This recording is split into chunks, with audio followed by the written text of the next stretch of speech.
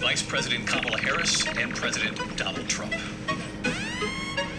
it's about time. In Springfield, they're eating the dogs, they're eating the cats, they're eating the pets. Yeah, I looked at him and I ate him, his little face. Talk about extreme. Well, let's talk about extreme. Donald Trump. Hey everyone, This is my friend Iyla, and this is my friend Hayden. and this is What's the Talk About? A podcast about, well, anything. And everything. Election season, election season, election season. Before we get into our wonderful episode about the election, let's talk about our rose and our thorn of today. Iyla, would you like to go first? I will go first. I'm gonna start with my thorn, so then I can end on a good note. But my thorn is that my grades in math and science are not so good. So that's what I've been thinking about over the past week. Do you want me to do my rose now? Sure. Okay. My rose is that Hayden and I are starting a club. It's called Amnesty International Club. It's a known organization that advocates for human rights and social justice issues, so we're not making it up. It's like actually an organization that we follow. And it's the oldest organization to support human rights in the world. Exactly. If you go to our school, you may have seen the posters that we put around. They're bright yellow. They have some really nice fonts. Shout out to Hayden for making those. And then they have a barcode on them. So if you do go to our school, please scan, because we would love to have you part of our club. So that's my rose, and I'm excited that I'm doing a club with a good friend. And I don't know, feels like a good open. That was beautiful. Thank you. My thorn of today is I was at the grocery store and I saw the abomination of what was Oreo Coke. Now you see, my sister had told me about this like 2 weeks ago, and I did not believe her. So when I saw Oreo Coke, I was like, wait a second. So I purchased it and I was really excited to try it. And then I tried it and it was disgusting. I do not recommend it to anybody, because like literally it tastes like Coke but with like a chemical smell and like a chemical aftertaste. Like I get they were trying to go for like the chocolate flavor, but it just tastes like chemicals. So they really missed it there. But I will be trying the Oreos that are flavored like Coke, because that sounds good, but not the other way around. Anyways, my rose of the day is it's my sister's birthday party, so I'm getting s'mores tonight, and I've only had one s'more this entire year, which was at our school bonfire. It wasn't even during the summer. So now I get to fill my heart with s'mores until it becomes fall weather, because it's already fall, but it has also been the hottest month of September to date in New Mexico. Yes, which is awful, because I want cardigans. I want pumpkin spice lattes that aren't iced. Yeah, you're telling me that Tuesday is October 1st and we are still in the 90s? We need to drop insane. the temperatures, please. So I guess like my rose and my thorn are like combined, because it's also like so hot outside and I should not be wearing tank tops right now, but I am. Yes, we need cute sweaters, guys. Cute sweaters. So, as you heard from our very enthusiastic intro, today we are going to be talking about elections, because election season is upon us. And even though me and Iyla cannot vote yet, unfortunately, because we would love to vote in this election, Very much. we cannot, but we are very esteemed researchers, and we are very involved in local and nationwide politics. So here we are. We thought that we would evaluate the debate that happened on September 10th, and we were fact-checking claims made by both candidates, so we're not showing any bias. Okay, so we have some comments and claims by both candidates, as Hayden said, and we look forward to going through them and debunking them or proving them. Yeah. And we were just like, we were trying to look into both candidates, because both of them were making some false claims at the debate, and we just wanted to talk about it. Yes. So hope you guys enjoy this episode, and we'll get started. Yeah. Okay, so for the first claim that was made, it was by Donald Trump. Oh, wait. Before we start, I just wanted to say that all of these are direct quotes taken from the actual debate. None of them are refactored into, like, what we think they said. We have the direct quotes. Also, if you're doubting our research skills, I have resources in my topics, and I will let you know where these fact checks came from.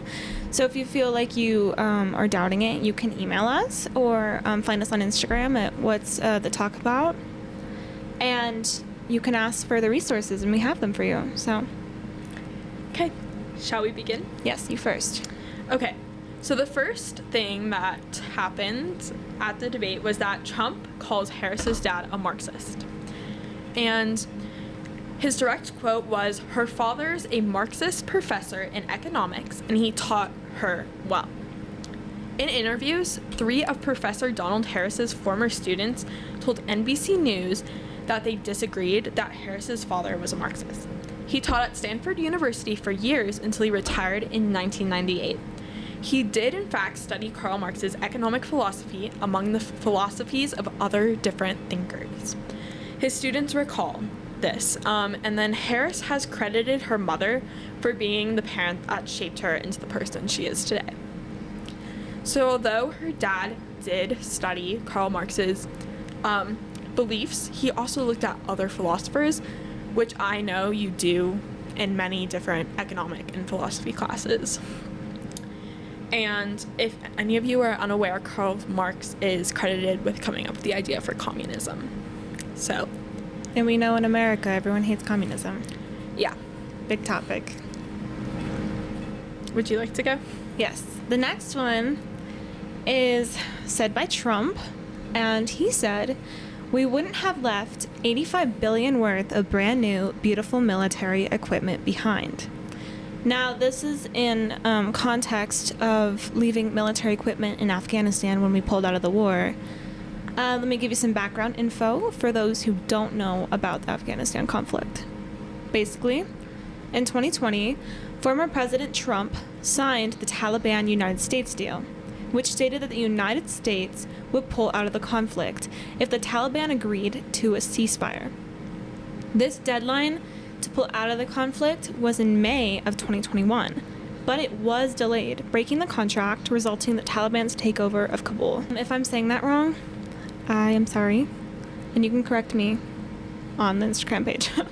The same year, President Biden set the deadline to pull out the troops to that August. So that's when the election happened, and then Biden took over.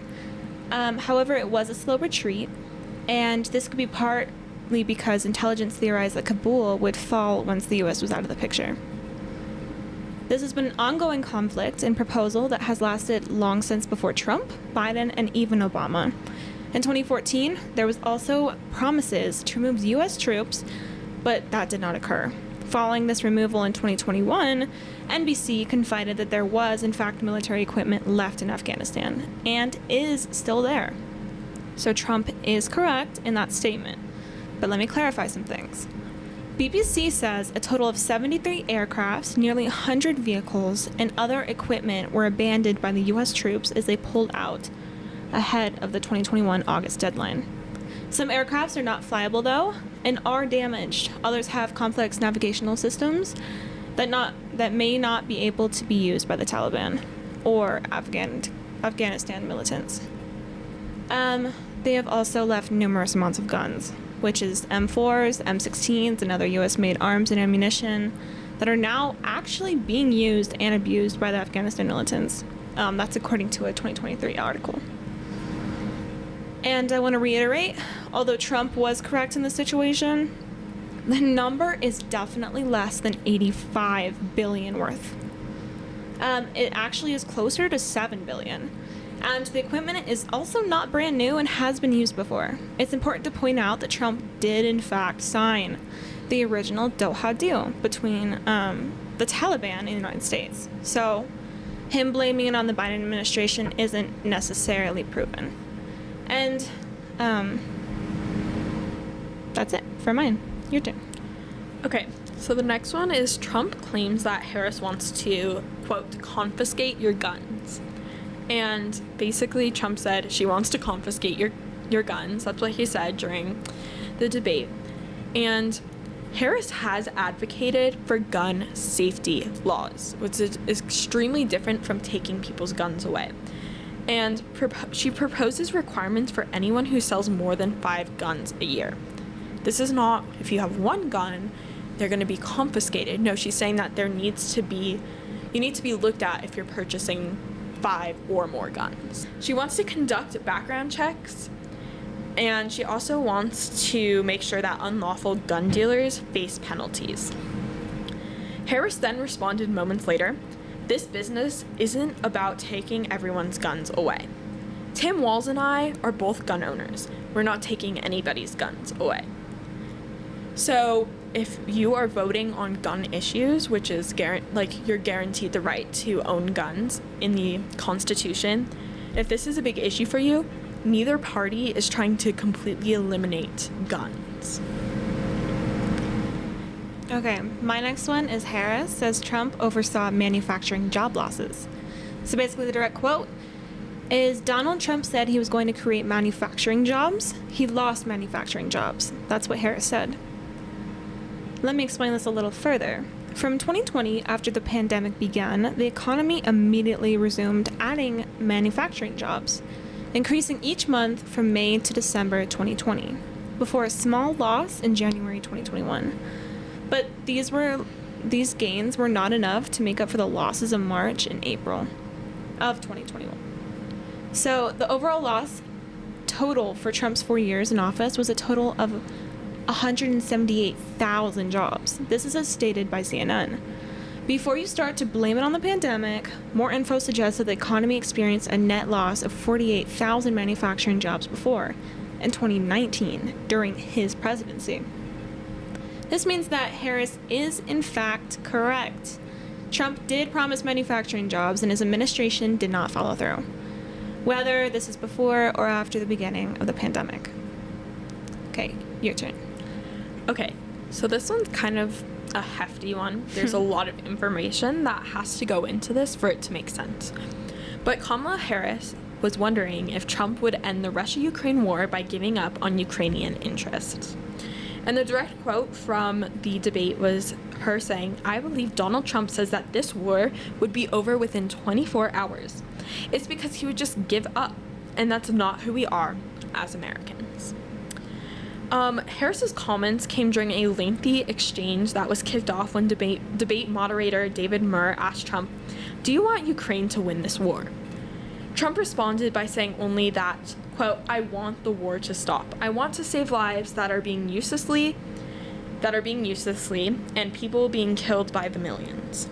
He added that, quote, "I will get it settled because what I'll do is I'll speak to one, I'll speak to the other, I'll get them all together." I'm not really sure what that means. It was a little confusing to read, but Harris responded with the above quotation and brought up that the Biden administration had helped bring dozens of countries together to support for Ukrainian defenses. Because of our support, because of the air defense, the ammunition, the artillery that we have provided, Ukraine stands as an independent and free country.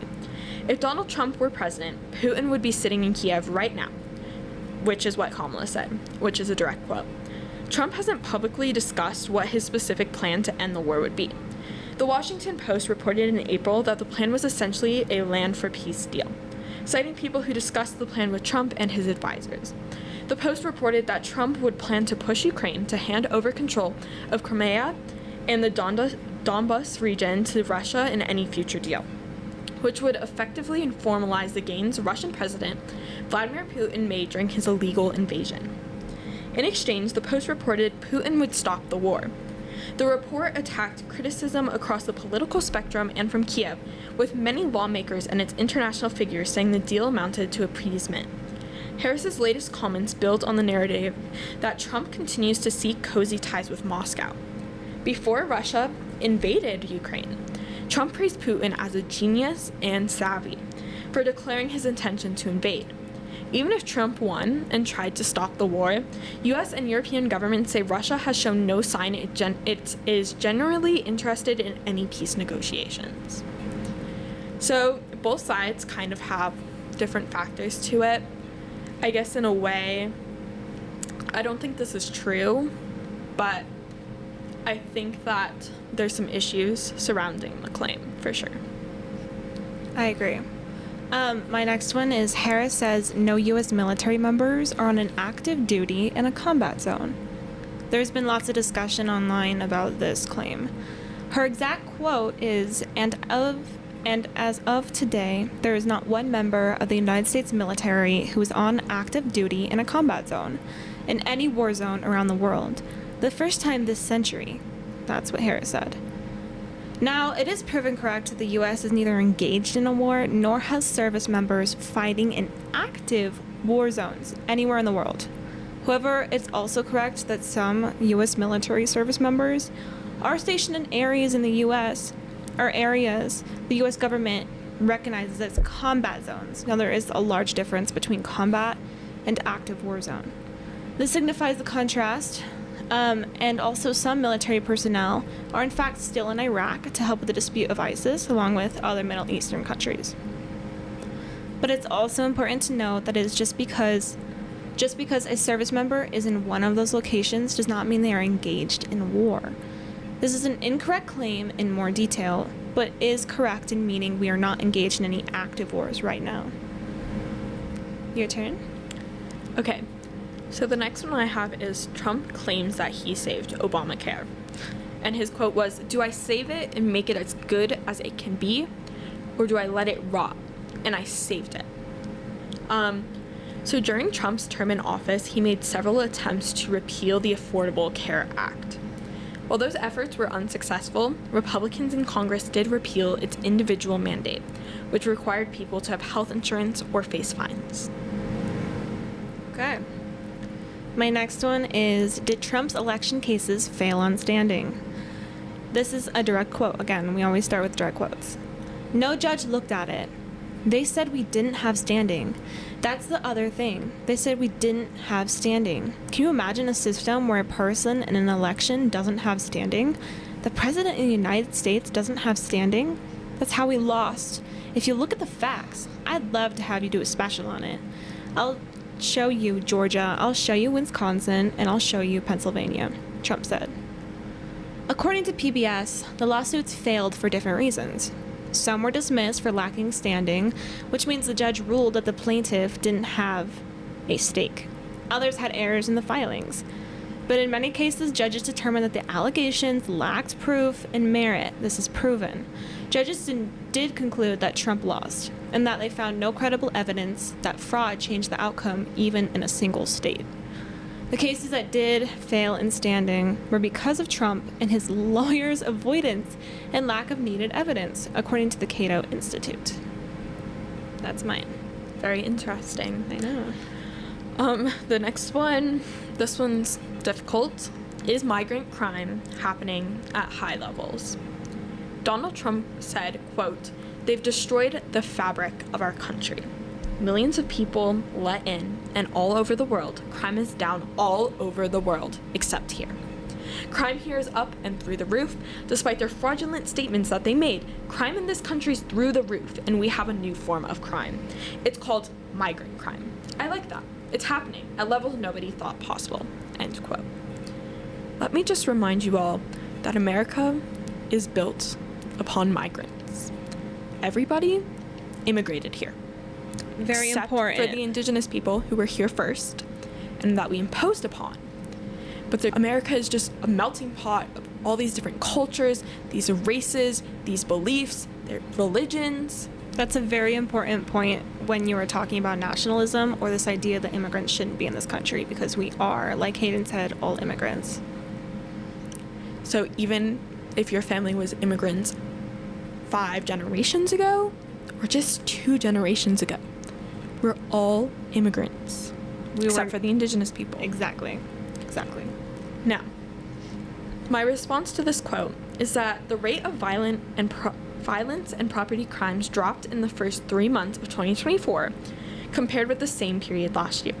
According to quarterly statistics released by Monday by the FBI, known as the Uniform Crime Report, the murder rate fell by 26.4%, reported rapes decreased by 25.7%, robberies fell by 17.8%, aggravated assault fell by 12.5%, and the overall violent crime rate went down by 15.2%.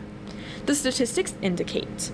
Pressed about the crime rates contradicting him, Trump claimed the FBI didn't, quote, include the cities with the worst crime. It was a fraud, end quote. And while it's true that some cities' data isn't included in the FBI crime data, city-level data shows similar trends. For example, New York City data compiled by the police department indicates that crime was down overall in the first quarter of 2024 there too. Under President Joe Biden, over 112,000 migrants with criminal backgrounds have been apprehended at the border, compared with the over 63,000 under Trump. The number of people who are on the terrorist watch list stopped at the border has largely stayed the same, with an estimated 1,400 encounters under Trump and 1,800 under Biden. But the government has acknowledged the difficulty of vetting migrants coming from countries that won't share criminal history data with the U.S. And investigators have opened more than 100 investigations into a Venezuelan gang that has spread into the U.S. So, I think these statistics show that Trump is really worried about a bunch of migrants causing, quote, migrant crimes, which is what he's referring to. I don't exactly agree with the terminology, but we've seen that violent and property crimes have dropped this year. In the Biden administration, mind you. Yes, and that people are getting stopped at the border who are criminals and also in terrorist organizations. So it's not like there's no reprimands towards these people. But that doesn't mean that every single migrant coming to the U.S. is bad. Exactly. There's a lot of people coming here to achieve the American dream. Mm-hmm. Adding to this immigrant issue, the next thing is, are non-citizens being encouraged to vote? This is also by Trump, and the direct quote is, "We have to have borders. We have to have good elections. Our elections are bad, and a lot of these illegal immigrants are coming in. They're trying to get them to vote. They can't even speak English. They don't even know what country they're in, practically. And these people are trying to get them to vote, and that's why they're allowing them to come into our country," Trump said. According to BPC, non-citizens are sometimes allowed to vote in federal and state elections, but not the presidential national elections. Because of the Illegal Immigration Reform and Immigrant Responsibility Act of 1996, it is, in fact, illegal for non-citizens to vote. Some law ensures that non-citizens will not receive a ballot for voting, according to different state laws, of course. BPC also says that illegal voting in a federal election can result in a fine and up to 1 year in a federal prison. Additionally, a non-citizen found guilty of this crime may face deportation and revocation of their legal status under immigration law. In fact, non-citizen voting is extremely rare. To be able to vote in the U.S. elections, you need to be a citizen, registered, and complete a verification. The ambiguity of they're trying to get them, talking about immigrants, to vote suggests that Trump does not in fact have data supporting this claim. Therefore, it is disproven. Next. Trump says that fossil fuel will be dead under Harris. His direct quote was, "If she won the election, the day after that election, go back to destroying our country and oil will be dead. Fossil fuel will be dead. We'll go back to windmills and we'll go back to solar, where they need a whole desert to get some energy to come out. You never see a solar plant. By the way, I'm a big fan of solar, but they take 400 to 500 acres of desert soil," Trump said. Before I get into the statistics, I don't know what he means by "we'll go back to," because fossil fuels have been around for a really long time. Yes. And these windmills and solar are more of a new concept. Yeah, relatively new. And so I'm a little confused by that. Well, my statistics say that oil and gas production is at an all-time high under the Biden administration. All-time high, meaning they were higher than under the Trump administration. And the US is the world's top oil producer. Meanwhile, wind and solar power are rapidly expanding across the country. The US Energy Information Association projects the amount of new solar power coming online will grow by 75% from 2023 to 2025. New wind power is also increasing by 11%. In the context of the cost of living for Americans, solar and onshore wind are also significantly cheaper sources of energy than fossil fuel. Solar power on average costs nearly half the price of fossil gas energy, according to the EIA. Yes, ma'am. So, what Trump was saying, if Harris does decide, if she is elected and she does decide to, quote, destroy the country and oil will be dead. That does not make perfect sense to me, what he was trying to portray here. But if she does kill off fossil fuel, we're going to see a beneficial cause to Americans, because Americans will be able to afford this more, which will be helping lower income communities. And also, as someone who lives in the desert, I do not see 400 to 500 acres of desert soil being turned into power plants. I don't see that. I don't see that either. Interesting. Yeah. But clearly, new solar power is growing by 75%. So it's going to be beneficial and not chaotic and destroying America. And hopefully, instead of going backwards to fossil fuels that actually do not have a great impact on the earth, the environment, or us, we can move forward and get that 75% to 100. I also think that it's important to note that Kamala Harris is recognizing that the Biden administration is really high fossil fuel production, and She's trying to fix that issue, because it is an issue, because climate change is very real. She's not avoiding that. Let's take that to note. Okay, my next is, did Trump threaten there would be a bloodbath if he didn't win the election? This is a quote. Donald Trump, the candidate, has said in this election there will be a bloodbath if this and the outcome of this election is not to his liking. Let's turn the page on this. Let's not go back. Let's chart a course for the future and not go backwards to the past. This is what Harris said. In March of this year, former President Donald Trump spoke at a rally in Ohio. When talking about this upcoming election, he said, and I do quote, "Now, if I don't get elected, it's going to be a bloodbath for the whole country. That's going to be the least of it." This is a correct claim on Harris's part, and that's all I have to say about the issue. Okay, this one is a big issue, and I don't think associating 2 minutes for a candidate to answer this is particularly right. But this question is, who is responsible for the botched troop exit from Afghanistan? And I already know that I'm going to be mispronouncing some of the names that I'm mentioning, but Trump's direct quote is, "They didn't fire anybody having to do with the Afghanistan and the Taliban and the 13 people who were just killed, viciously and violently killed. And I got to know the parents and the family. They didn't fire. They should have fired all those generals, all those top people, because that was one of the most incompetently handled situations anybody has ever seen." End quote. Although it is true that no one in the Biden administration was held accountable for the final withdrawal of troops from Afghanistan in August 2021.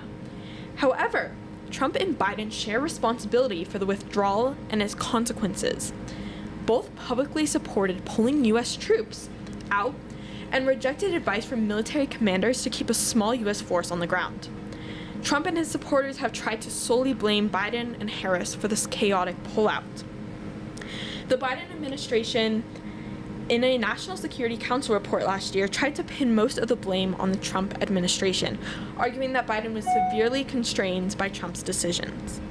In February 2020, the Trump administration negotiated an agreement with the Taliban that excluded the Afghan government, reduced U.S. troop levels from 12,500 to 2,500, freed 1,000 Taliban prisoners in a prisoner exchange and required all U.S. troops to withdraw by May 1st, 2021, as Iyla had already stated. In return, the U.S. received a pledge from the Taliban not to allow Afghanistan to become a base for terrorist attacks against the U.S. and its allies. Trump then scaled back the U.S. troop levels over the course of 2020 from about 13,000 to 2,500 as part of the deal. Even though the Taliban didn't keep their commitment to reduce the violence and it maintained ties with al-Qaeda. Republican lawmakers in November expressed alarm over the troop reductions, with Senator Marco Rubio of Florida warning of a Saigon-type situation. The February 2020 Doha Agreement and the troop drawdown presented Biden with difficult choices. Some administration officials were concerned that if the U.S. chose to renege on the Doha Agreement, the administration would have to deploy additional U.S. troops in Afghanistan to bolster the small contingent remaining. That, in turn, risked triggering an intensified war with the Taliban. General Frank McKenzie recommended keeping a small force of 2,500 in place to counter the terrorist threat from the country and to support the Afghan army. The chairman of the Joint Chiefs of Staff, General Mark Milley, agreed with the recommendation. Biden eventually removed up the timeline for full troop withdrawal to August 31st, which was supposed to be September 11th. Yes. As the Taliban made dramatic advances across the country. In August, Taliban forces seized Kabul without a fight, causing desperate Afghans to climb on the wings of a U.S. cargo plane and fall from the sky after it took off. Very intense statistics and very intense war. Yeah. So, I think both administrations are At fault. attacking each Yes. other. I think that they both were being a little stubborn without taking in what other people were saying. Mm-hmm. And I don't think it's right to be blaming the other party because Yes. they are both at fault. I think they should share accountability. Mm-hmm. My next issue is, are pets being harmed by migrants? This is a big issue. I'm sure you've heard the meme online that's like, they're eating the dogs, they're eating the cats. That Trump said at the debate on September 10th. Here's the direct quote. In Springfield, they're eating the dogs. The people that came in, they're eating the cats. They are eating the pets of the people that live there. That's a direct quote. Let me explain a little. J.D. Vance and Trump have spread misinformation about Haitian immigrants eating cats and dogs in Springfield, Ohio, CBC says. Officials in Ohio say there is no data to suggest that this claim is true. Personally, this just seems like blatant racism that they pass off and propaganda. But J.D. Vance says that the Haitian immigrants are causing chaos all over Springfield, adding, quote, reports now show that people have had their pets abducted and eaten by people who shouldn't be in this country, end quote. Again, to reiterate, there are no credible reports or specific claims of pets being harmed, injured, or abused by individuals within the immigrant community. Again, states CBS. Some of this propaganda might come from a viral story of a non-immigrant woman accused of eating a cat miles away from Springfield, and another story of a singular African-American man holding a goose. This is definitely an incorrect claim. I think it's important to understand and see the undertone of racism. Your turn. Okay, this one really bothers me. Trump says Democrats support execution after birth. Donald Trump quoted, "You can look at the governor of West Virginia, the previous governor of West Virginia, not the current governor, who is doing an excellent job. But the governor before, he said the baby will be born and we will decide what to do with the baby. In other words, we'll execute it. And that's why I did that, because that predominates, because they're radical. Her vice president pick says abortion is in the 9-month is absolutely fine. He also says execution after birth is execution, no longer abortion because the baby is born, okay? And that's not okay with me," end quote. While some Democrats, including Walz, support broad access to abortion, regardless of gestation age, infanticide is illegal, and no Democrats advocated. What's more, just 1% of abortions are performed after 21 weeks gestation, according to the Center of Disease Control and Prevention. And they are typically due to serious medical causes. This is a frequent falsehood from Trump dating to 2019, referring to something former Virginia Governor Ralph Northam, a Democrat, said on a radio program. NBC News debunked the claim then, reporting that Northam's remarks were about executing infants with severe deformities or non-viable pregnancies. When asked what happens when a woman who's going into labor desires a third trimester abortion, Northam noted that such procedures occur only in cases of severe deformities or non-viable pregnancies. He said that the infant would be resuscitated if that's what the mother and the family desired, and then a discussion would ensue between the physicians and the mother. So, no babies are being aborted in the 9th month. Most are not even being aborted after 21 weeks. Especially not after 9 months. Especially not after that. That would be murder. Yes. And that would be is murder. illegal. And no Democrats are advocating for you to kill your baby in the 9th trimester. Unless that baby is not going to make it or they're having a severe deformity. And this has to be approved by the mother and the doctor. And this is completely different than what Trump is claiming.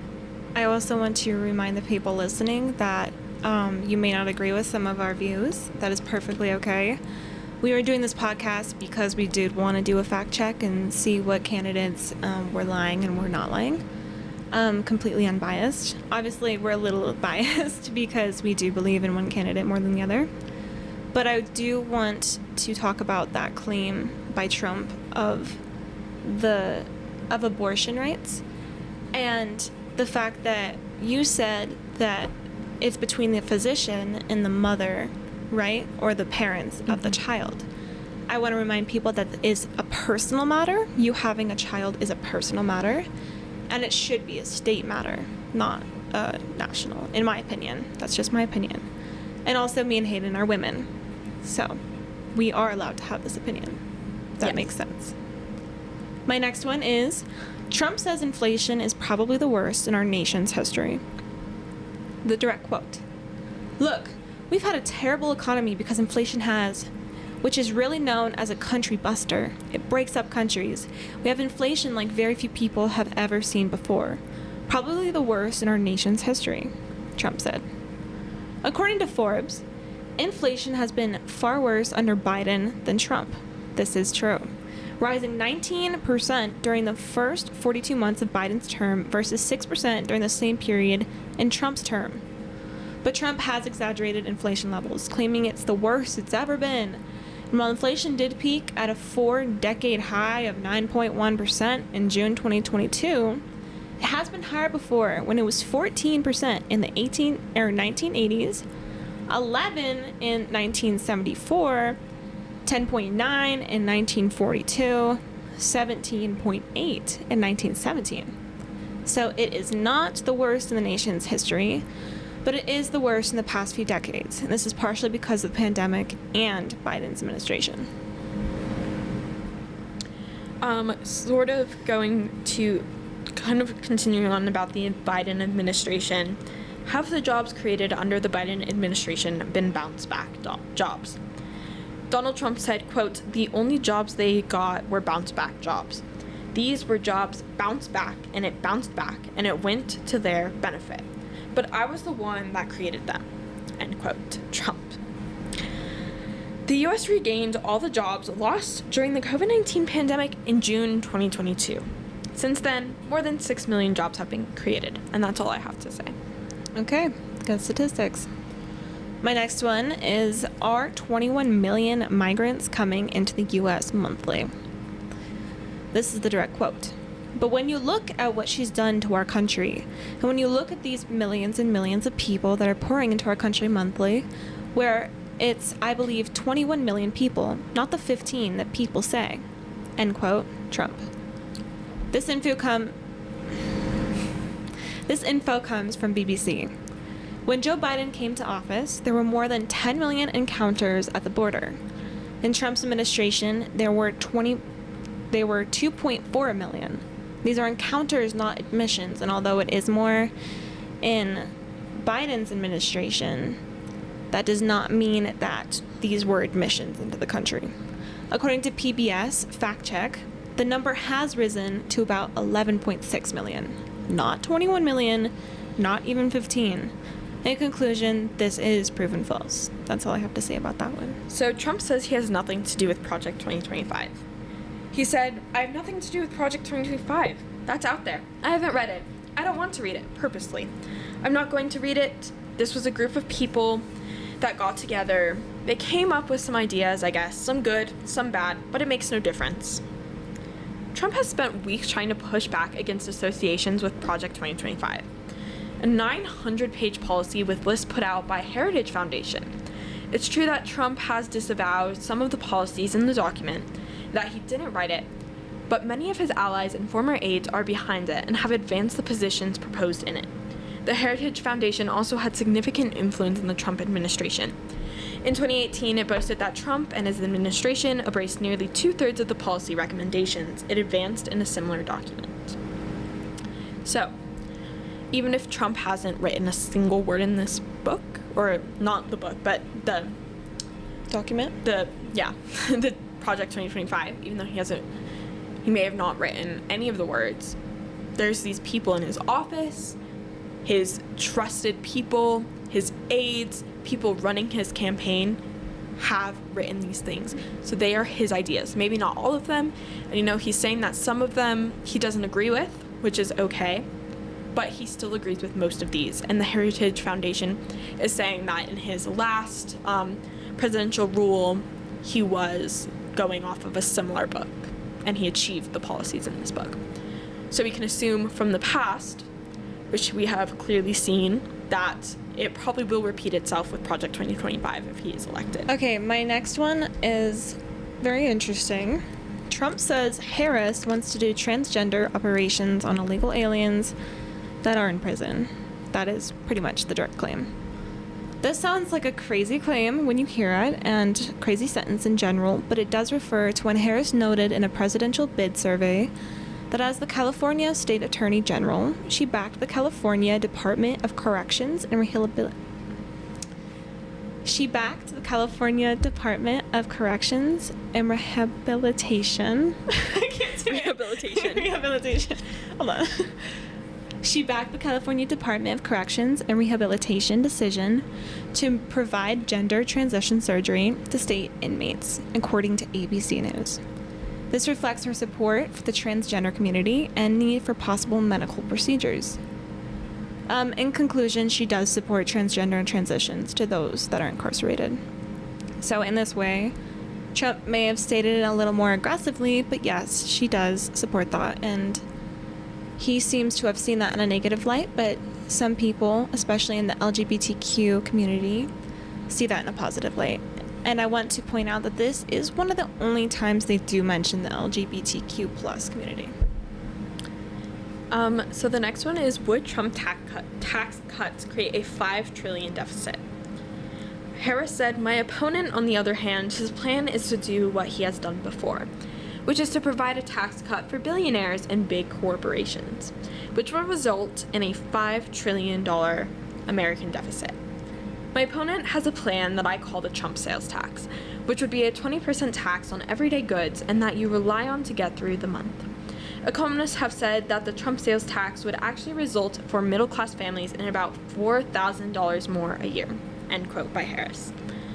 This is actually true. A report in May from the nonpartisan Congressional Budget Office found that extending the Trump tax cut for 10 years would add $4.6 trillion to the federal deficit. Harris's reference to Trump's sales tax actually refers to his proposal to raise tariffs on nearly all imported basic goods by 10% and by up to 60% on basic goods imported from China. Economists, including from the left-leaning Center for American Progress, have said that those level of tariffs would pass costs on to consumers, amounting to about $3,900 in additional cost for an average middle-class family. So if you're from a lower income family, Trump being president may be more harmful to your family tax-wise. our next segment is talk about policies and questions that both of the candidates avoided. Well, a big one for me was January 6th. Yes. Because I know that both in the Biden-Trump debate a few months ago and the Harris-Trump debate, both times Donald Trump had kind of pushed past the fact that there would be a repeat of January 6th this year if he doesn't win. And although we don't really know until it could happen, this is true, I feel like he's been very avoidant of it. Mm-hmm. I can add on to that point. One of the policies or questions that they did avoid was when they were asked whether this campaign, or he was asked, whether this year's campaign could lead to violence, like January 6th. I have a direct quote here. He says, "It depends. It always depends on the fairness of the election." Going back to him stating that the election was fraudulent in 2020, which it was not, proven not to be. When asked again multiple times if he would accept the election results if he did not win, he simply ignored the question or avoided it altogether. That's important to point out. Do you have anything else? Yeah. Another issue that I've noticed both presidential candidates are definitely avoiding is immigration. Yes. Both Trump and Harris have no real response to immigration because I know that a lot of people in this country are worried about immigration, whether education about immigration is lacking or they're being influenced by their political candidates about immigration. I think when both candidates are directly asked what they would do for immigration, none can give a serious answer about what they would do or the issues that involve it. So I think it definitely will take some education and some research and resources from both sides to figure out how to deal with the quote problem per se. I agree with that. Also, I have some other ones. When asked about Biden's performance at the last presidential debate, Harris did not want to comment. And I do want to say that she did comment on, what level was it of a statistic? Where she was holding him accountable? What was that? Was it the war? It was the war. Oh, yeah. Okay, so she held him accountable in some areas, like the Afghanistan conflict. But I do want to reiterate that she did not comment on his performance and tried to very little backlash him, which I understand him being her partner this year, during the presidency, him not wanting to do it, understandably. But I do think that she should have commented on Biden a little bit more. Another issue is that Kamala's policies have definitely been changing a lot, especially from the Democratic National Convention to the debate. Her policies have shifted a little bit, which is okay, but when she's asked about it, she's a little bit avoidant. She's saying that she still believes in things, but she's trying to appeal to other parties, which I get because that's what you have to do when you're running and you're trying to win the whole country's votes. But this can definitely be hard because if you are really passionate about one of her policies and then she changes from it, that can be harmful. Especially for her voters, right? I have some other ones. Trump avoided the question, would you do anything to protect women's reproductive freedom in those states?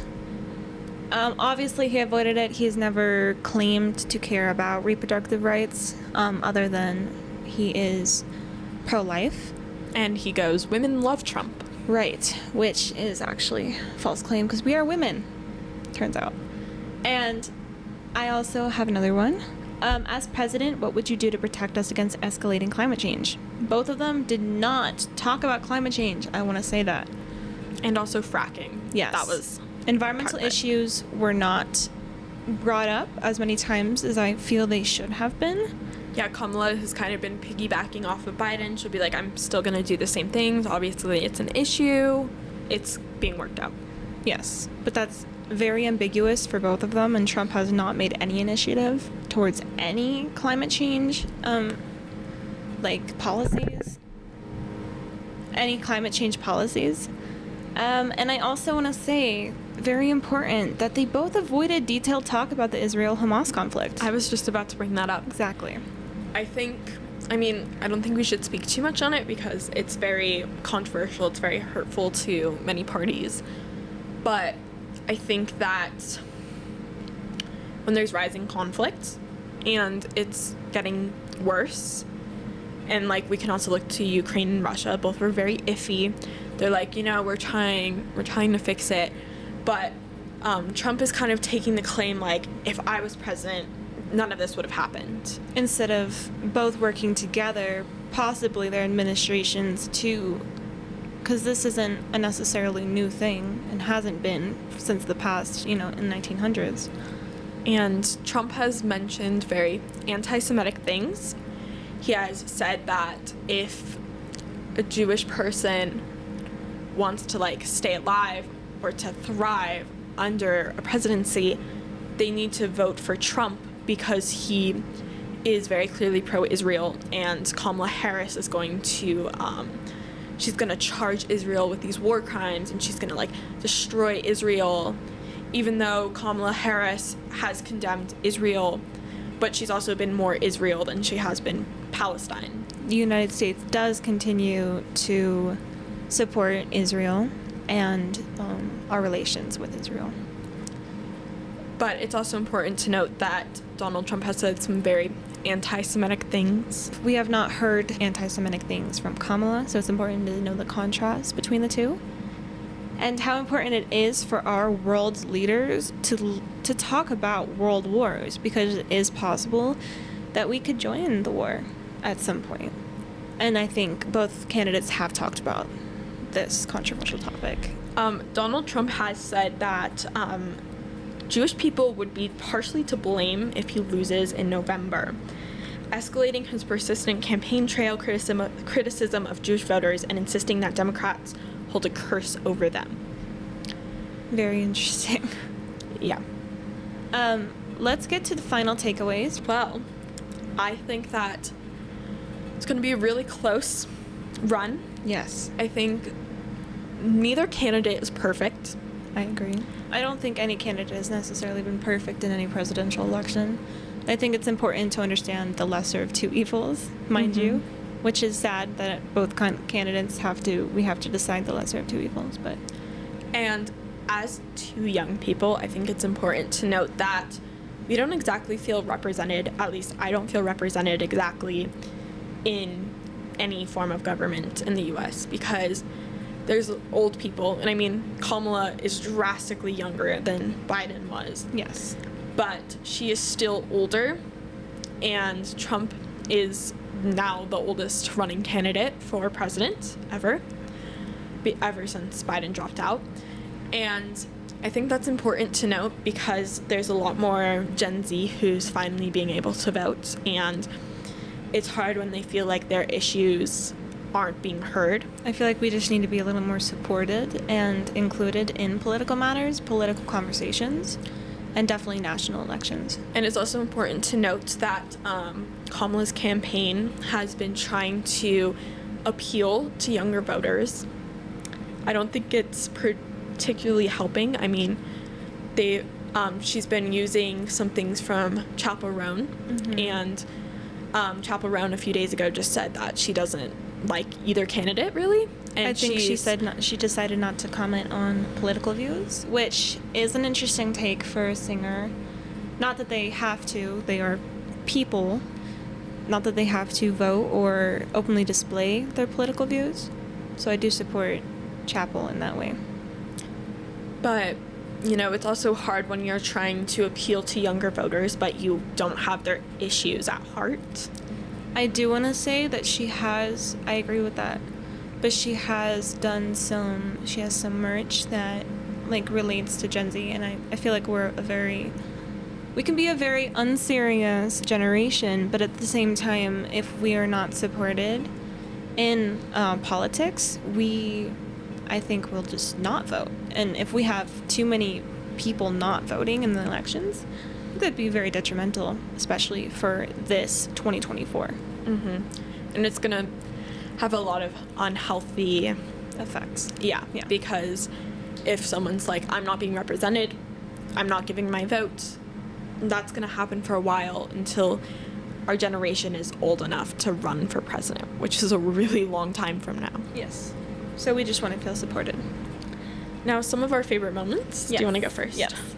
I do want to say that Trump was very interruptive. That's just a fact.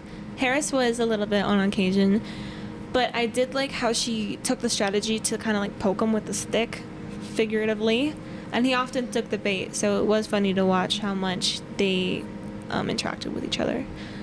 My favorite moments from Trump were the cats and dog moment. I think I physically gasped because I was not expecting those words to come out of his mouth. That seems a little far-fetched to me, and as I said above, that is disproven. But that was funny, and there are memes of it now, as I played in the beginning of this podcast, and I enjoyed that. This is one of my favorite moments. It's not exactly from the debate night, but one of my favorite moments in politics this year. She would give us a hard time sometimes, and she would say to us, I don't know what's wrong with you young people. You think you just fell out of a coconut tree? You exist in the context. One of my favorite moments by Kamala was her point when she kept reiterating the points of moving forward as a country, and I think Trump definitely had past points to make, and I do appreciate her willingness to move forward. We also want to finish this with where, when, and how to vote. So you want to visit vote.gov to begin the voter registration process. Yes. Select your state or territory depending on its rules, and you will find instructions on how to register either online, by mail, or in person. And in America, we are lucky enough to have free and fair elections. Citizens over the age of 18 cannot be denied the right to vote on the basis of race, religion, sex, disability, or sexual orientation. In every state except North Dakota, citizens must register to vote, and laws regarding the registration process vary by state. So it's very important that you vote. Your vote matters, your vote counts. And it will decide the fate. I know this seems like an expression that people use a lot. It decides the whole fate of the country, etc. But it truly does decide which policies go into action and what happens. And that does affect us directly, especially as young people. And even if you don't exactly agree with the candidates, not voting is more harmful than voting for someone you sorta only like. Yes. I don't know if Hayden said this, but you need to find your polling station. That's where. And you should bring your ID on election day, okay? Or you can do early vote. You need to be registered. So I don't know about your school if you are younger, but our school is doing some drives for registering to vote. So make sure you check those out, and depending on your state, look at the rules for voting in primaries or, national elections. Also, when to vote? November. You can ask old people, because I'm sure they have a lot of experience in this matter. But yeah, so our next presidential election will be on November 5th, 2024. Remember to be nice to people. Yes. Because, this is heightened conflict. I mean, it's stressful for everybody involved. I mean, I know politics is really hard. People say you can't sit down at the dinner table and talk about religion and politics. That's like the two things you don't talk about at the dinner table. And, I think it's important to talk about who you're going to vote for because, people can sway your opinions. Yeah, have discussions, people. Have discussions. Don't look at false information online. I know people say they sway, that sways votes a lot, but I think false information, election-wise, there's been statistics that say they don't have any Yes. So check out factor. Because if you're looking at somebody, if you're looking at Donald Trump, you're going to get more Donald Trump info showed on your feed instead of the bad stuff. That's just how the algorithm works. But like I'm saying, you need to be nice to everybody, no matter their political beliefs. Yes. Please vote. We as people who can't vote are depending on the voters for this election. So please make good decisions. Whether that's whichever candidate you choose, but hopefully you make a good decision in the end. Thank you for listening to today's podcast. We always have some great things coming out of our Instagram with what's the talk about. And we have an email. What's the talk about ingrid@gmail.com. Yeah, at gmail.com. Follow us on Twitter, which is now X. Yes. We're on YouTube, Spotify, iHeartRadio, Amazon Music. Yes. Guys, we're everywhere.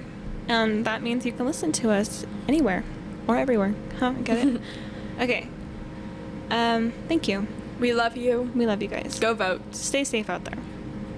Have a great election season. Yes, ma'am. Thank you. Bye. Bye.